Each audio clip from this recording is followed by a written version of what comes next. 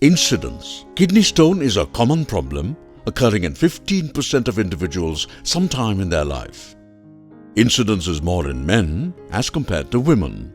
But over time, the gap is narrowing, and nowadays more women are getting stones. In the modern era, incidence of diabetes and obesity are increasing at an alarming rate. Evidence shows that these diseases contribute to increased kidney stone formation and might contribute to increased incidence of stone disease in women. 3/4 of these patients will pass the stone either spontaneously or after medical treatment. The rest will need some kind of intervention. Normal kidneys and their function. All of us have 2 kidneys situated in the back portion of upper abdomen, as you can see in this animation. 1/5 of blood from the heart output passes through the kidneys at any given point of time, where the waste products and excess water are filtered and excreted as urine. From the kidneys, the urine comes down through the 2 tubes called ureters into the urinary bladder in the lower abdomen and is expelled during the act of urination. Nephron and its function. The basic unit of the kidney is called nephron, and each kidney has 1 million nephrons. The nephron starts in the outer portion of the kidney called cortex as a globular structure called glomerulus, where blood is filtered and excess water, minerals and waste products are excreted. This is carried by a long tube to the inner portion of the kidney called medulla and opens into interior of kidney called renal papilla. The common questions asked by most patients are: what is a kidney stone? How are kidney stones formed? What are the symptoms? Will I pass the stone without surgery? What can be done to relieve the suffering? Can we dissolve the stones? Can we flush out stones? Should I undergo intervention?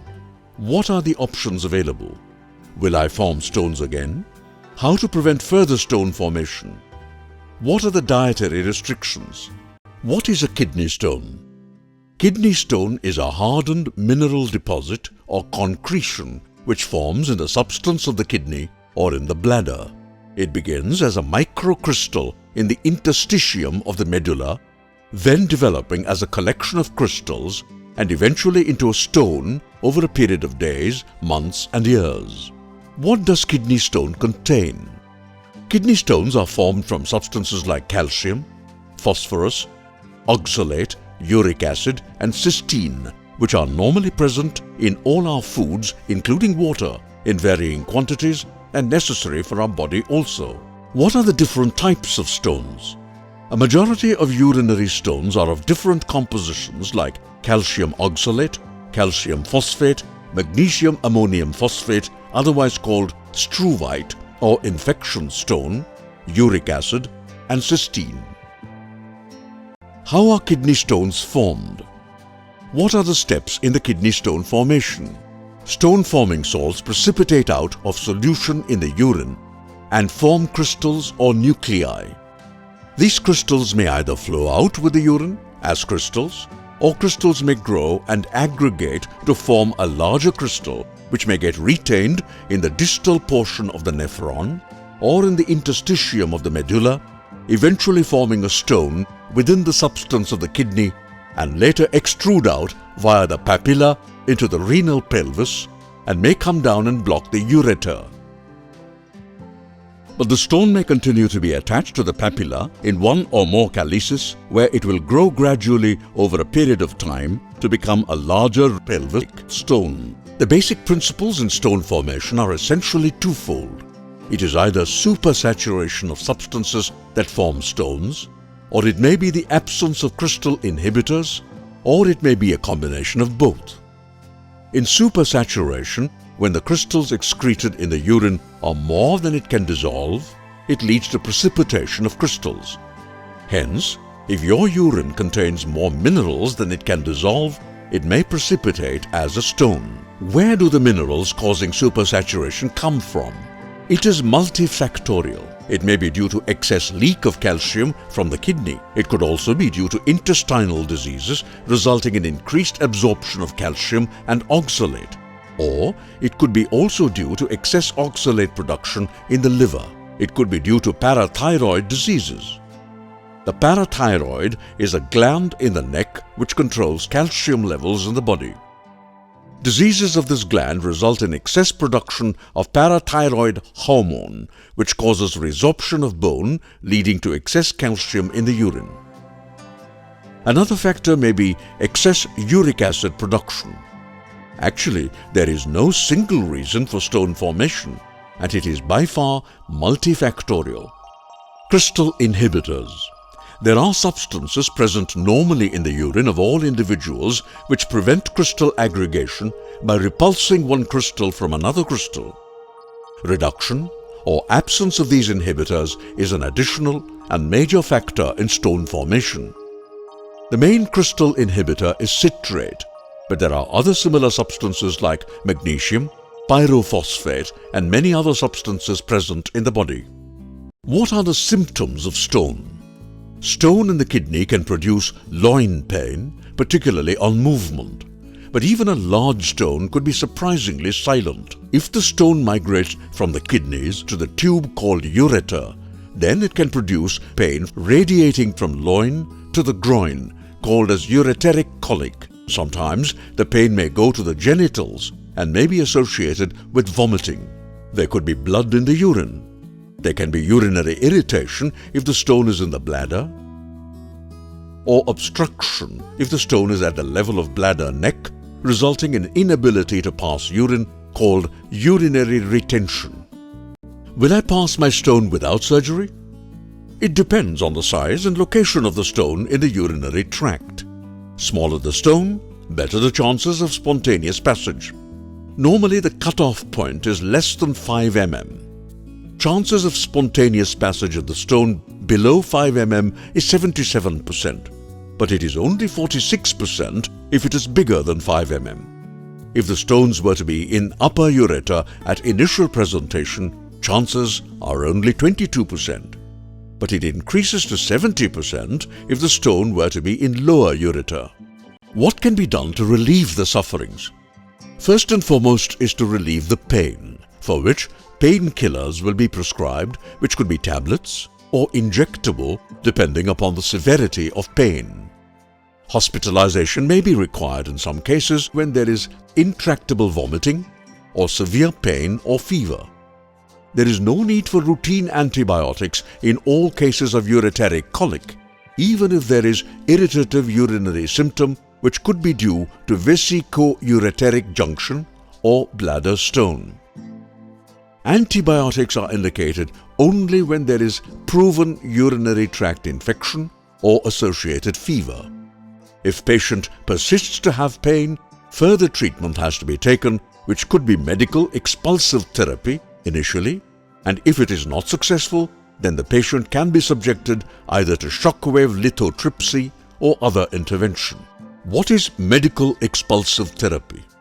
Normally, stone can get stuck at 3 narrow portions of ureter. First, being at the pelviureteric junction, just below the kidney. Next is at mid-ureteric level, where it is crossing the blood vessels, and finally, where it opens into the bladder, called as ureterovesical junction. Ureteric stones, which are smaller than 10 mm, can be treated with what is called medical expulsive therapy. Here, drugs that will relax the ureters along with painkillers and with increased fluid intake will help to push the stone down and expel the stones. This kind of treatment can be tried for a period of 7 to 10 days, failing which intervention is necessary to avoid damage to the kidneys in the long run. Can we dissolve the stones? The answer is both yes and no. Of all urinary stones, those containing pure uric acid only can be dissolved with medications, but that too when the stones are very small. But uric acid stones form a very small proportion of about 7% of entire stone disease. Unfortunately, there is no miracle medicine to dissolve the rest of the stones as claimed by practitioners of alternate system of medicine. Can we flush out the stones?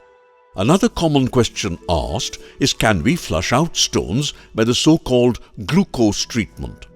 This is otherwise called as forced diuresis. Here, the patient is overhydrated with IV fluids and also given medicines called diuretics, Lasix, to increase the urine output and attempt to force the stone out. Occasionally the stones may pass out, but if the stone is tightly blocking the urinary tube, it may do more harm than good. In this situation, there is increased pressure in the kidney and ureter above the blocking stone, leading to leaking of urine around the kidney, a condition called urinoma. This can result in additional complications requiring surgical intervention. In the present era of medical expulsive therapy, this treatment is no longer recommended. If there is persistent vomiting, IV fluids may be given as replacement fluid only. Should I undergo intervention even if the stone is small? Well, sometimes yes, but when and where? If there is intolerable pain not relieved with painkillers, or there is associated fever suggestive of urinary infection, or if there is non-progression of the stone even beyond 4 weeks of medical treatment, or if there is increasing obstruction as seen in the ultrasound scan, or if there is obstruction in a solitary kidney, or if there are stones in both the ureters at the same time, or if there is decreasing kidney function over days or weeks, there is a place for intervention irrespective of the size and location of the stone. What are the interventions that are available? There is no one specific treatment for all urinary stones. Various treatments are available. First is extracorporeal shock wave lithotripsy, otherwise called ESWL. Second is ureterorhinoscopy through natural orifice with either a rigid or flexible equipment called ureterorhinoscope. A third procedure is percutaneous nephrolithotomy, a keyhole operation called PCNL. Very rarely, laparoscopy, robotic, or even the old-fashioned open surgery can be performed. Residual stones after all these above procedures is a real possibility and may need second procedure in a few patients. Again, I want to impress upon you at this stage that there is no one specific treatment for all urinary stones, and your specialist will decide what is the ideal treatment for your stone. ESWL, otherwise called as extracorporeal shockwave lithotripsy, is one of the greatest inventions of the 20th century. A common man calls it as laser treatment, but actually it is not laser, but shock waves from an energy source focused onto a kidney stone, which will fragment it into powder, and the fragments are passed in the urine. But not all stones can be broken with this equipment, and it has got its own limitations. The size of the stone, location, and composition of the stone determines the success of shockwave treatment. CT scan is an ideal investigation of choice, which will measure the hardness of the stone and guide the physician to make a decision. Procedure ESWL, extracorporeal shockwave lithotripsy, is performed as a day care procedure under IV sedation, can resume to normal work from the very next day. Ureterorhinoscope is an endoscope, and the procedure done with this is called ureterorhinoscopy. This could be semi-rigid or flexible. This instrument enables us to visualize the entire upper urinary tract. Stones in the straight portion of the tube called ureter can be tackled by semi-rigid ureteroscope. However, with the flexible equipment, it is possible to visualize the entire upper urinary tract and to treat the stones in the ureter and inside the kidneys as well. Now we will show you a small animation and video clippings related to these procedures done by me and by my colleague Dr. Vishwaroop. This is a IVP sequence. The patient has a large right renal pelvic stone. Left side, patient has 1 centimeter obstructing and symptomatic upper ureteric stone with lower calcium stone.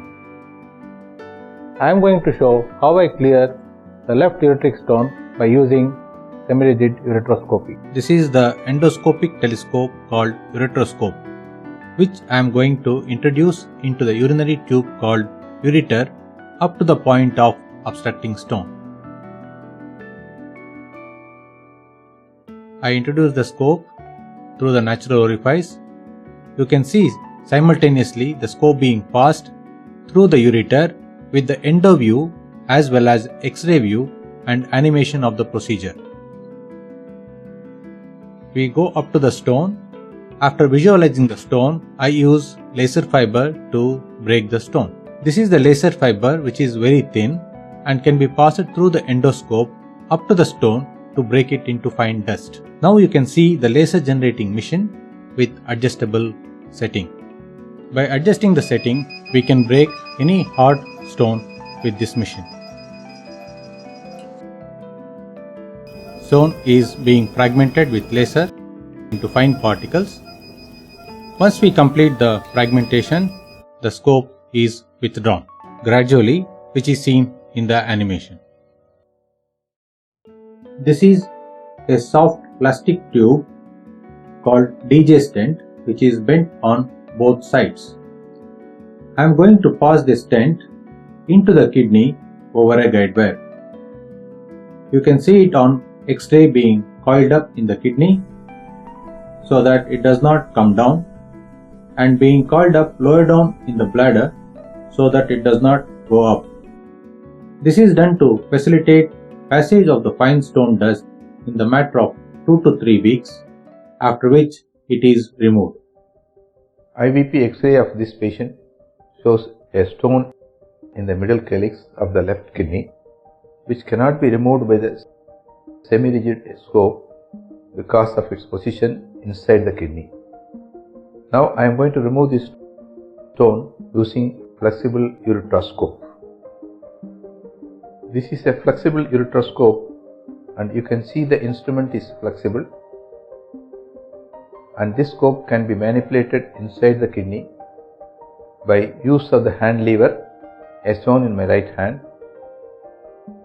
This lever can be moved with the thumb, and tip of the scope can be bent downwards in either direction, and also by turning the scope to the right or the left. The tip can be made to look forwards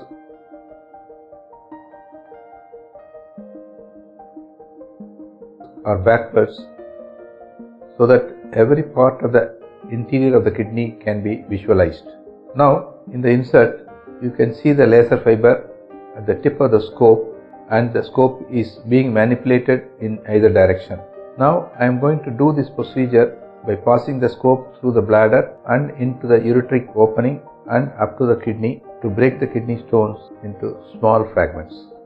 I am passing the flexible ureteroscope through the ureteric opening, which you are seeing now, right up to the kidney. You are seeing simultaneously passage of the flexible scope both endoscopically and also on the X-ray as well as the animation.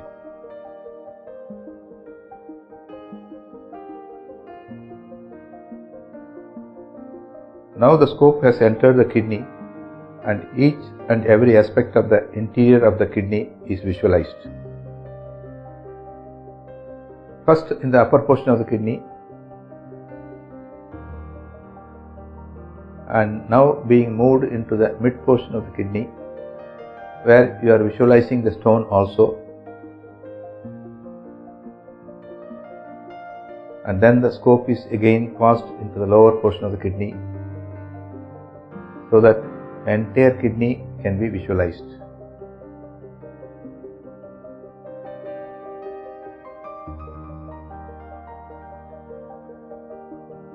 Now the stone in the middle calyx is again visualized and now fragmented using laser.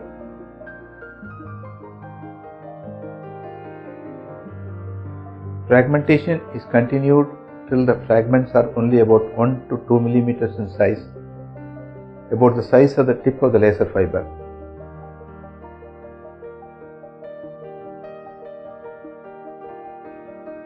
These fragments are so small, they will be passed out spontaneously after such fragmentation.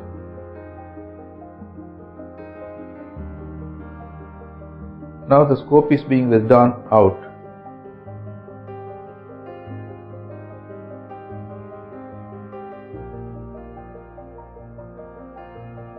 And I am passing a stent. This is done to facilitate the passage of fine stone dusts in a matter of 2 to 3 weeks, after which it is removed. Procedure: ureterorhinoscopy, both URS, semi-rigid and flexible, require 2 days of hospitalization. Can resume to normal work 3 days after the discharge from hospital. The next procedure is what is called percutaneous nephrolithotomy, otherwise called PCNL. When there is a large stone inside the kidney, it has to be necessarily removed by keyhole surgery called PCNL. It may be necessary to make more than one hole to remove the stone, depending on the size of the stone and the configuration of the kidney. The success rate of complete clearance of stones by this method will be around 95%. Bleeding is a known rare complication of this procedure, but it can be adequately and safely treated by blood transfusions and rarely by a method called angioembolization by an interventional radiologist. This is a large stone in the left kidney. This is otherwise called as a staghorn stone. It's occupying the entire kidney, as you can see it on this IVP X-ray. This stone cannot be managed with the previous said methods which go through the natural orifice.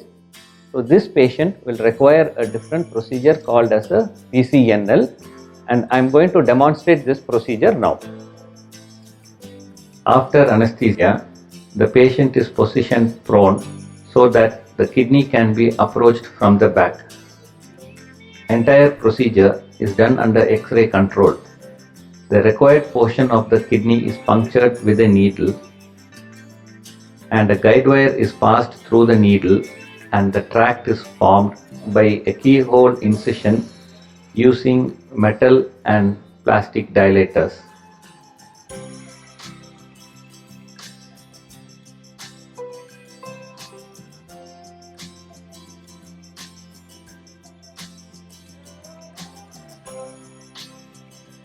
Ultimately, the hollow tube called amplac sheath is left in position.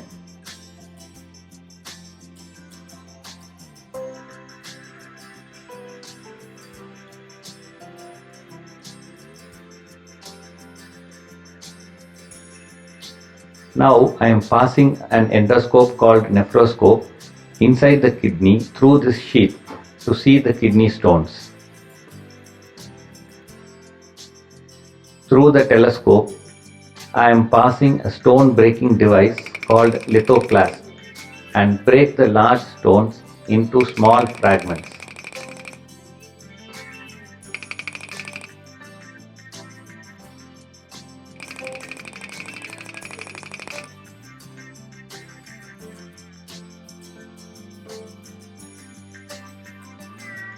Now I am removing the stone fragments by using a forceps.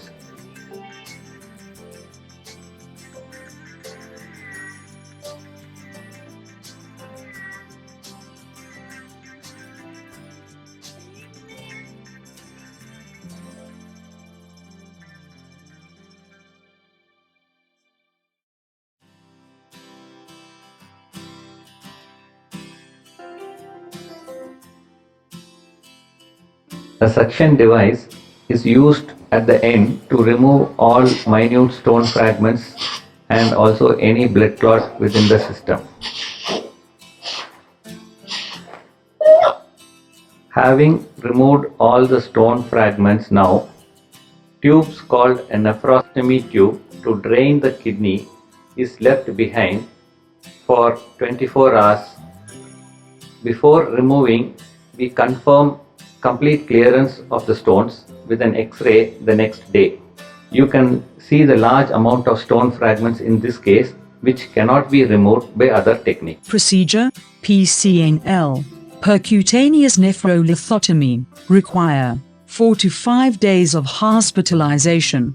Can resume to normal work after 2 to 3 weeks, depending on complexity of the case. So far, we have discussed the standard percutaneous nephrolithotomy for removal of kidney stones as popularized since early 1980s. Today, with the advent of miniaturization, much smaller equipments in the form of mini, ultra mini, and micro equipments are available to do the same procedure with reduced morbidity. However, what equipment to use will be decided by the surgeon, depending on various factors, and also with his expertise with the particular equipment, with the ultimate aim being achieving best results with minimal morbidity. After all the above mentioned procedures, there is a small chance of fever due to release of hidden bacteria inside the stone during fragmentation. This may need to be treated with higher antibiotics. Will I form the stones again? Since kidney stone is a metabolic disorder, it is quite possible your chances of recurrence is about 5 to 7% in first year and about 10 to 12% by second year, and increases to 50% by the 10th year after the first stone experience. Why does this happen? Since kidney stone is a metabolic disorder in a given patient, tendency to form stones continues to be there, and unless proper care is given, it is likely to recur again and again.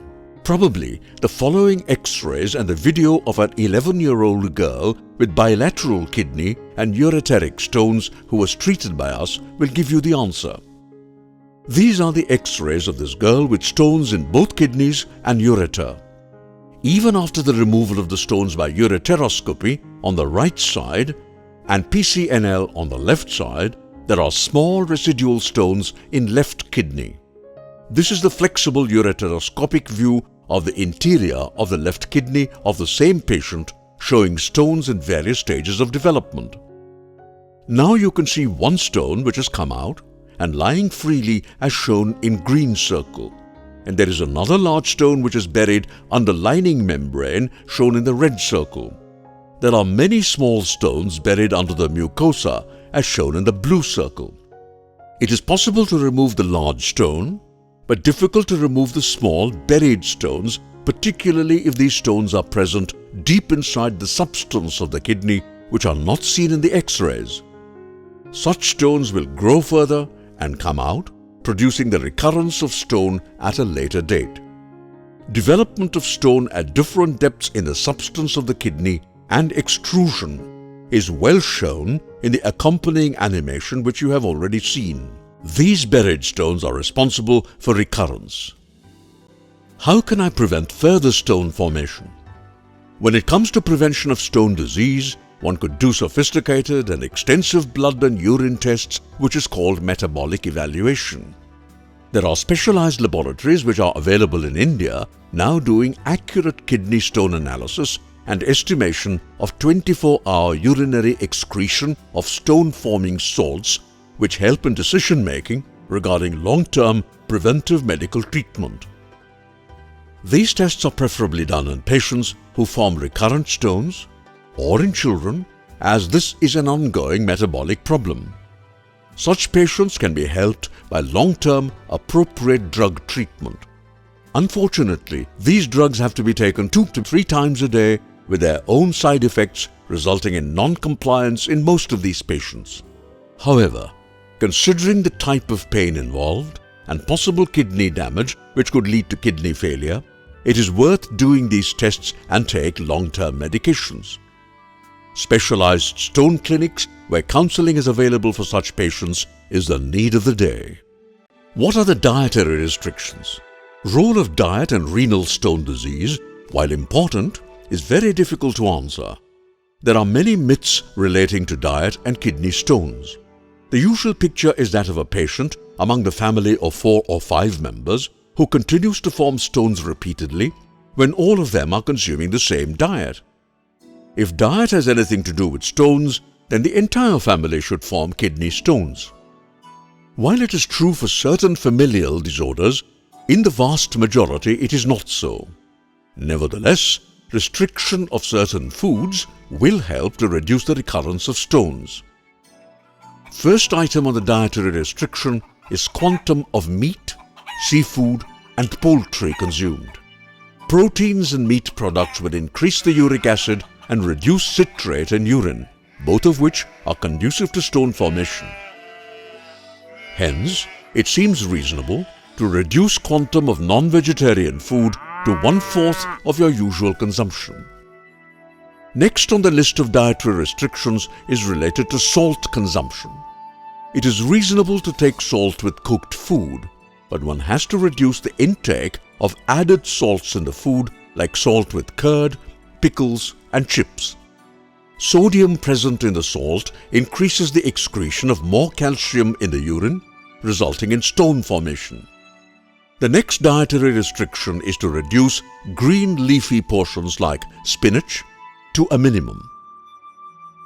These green leafy portions contain more oxalate, which is likely to bind with calcium to form stones. The most important point is to increase the fluid intake to produce at least 2 liters of urine within 24 hours. Without adequate fluid intake, no amount of dietary or medical treatment will help in reducing recurrence of kidney stones. There are lots of myths about vegetables with seeds like tomato, brinjal, lady's finger and others, whether they cause increased stone production. Probably this idea came from the alternate systems of medicine. Research today has found that tomato is beneficial for stone disease. Another common myth is related to banana stem extract and its ability to dissolve stones. There is no proven benefit.